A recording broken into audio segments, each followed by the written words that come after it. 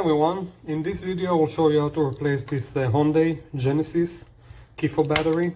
This came out of a 2018 Genesis G90, but it used for different years and different models as well. The battery you will need is a CR2032, and you can click on the link below to get it online. So first we'll have to take the emergency key by pressing this button right here. And now, as you can see, we have a small slot right here.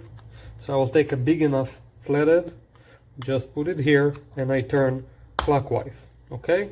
And then, as you can see, it opens. I'll pry it up a little bit. Here we have the inside of the key fob. To take the battery out, I'll just take a small flathead, and right here underneath, I'll take the battery, okay? This is a good one, so I'll use it again. As I mentioned, CR2032. To put it back, I will put this part first, okay, the bottom part, and then I press. And that's it. To put the cover back,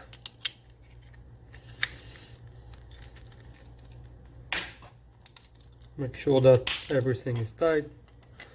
Emergency key. And that's it, you're good to go. No need to reprogram or anything like that. Please like this video and let us know what you think. Thank you.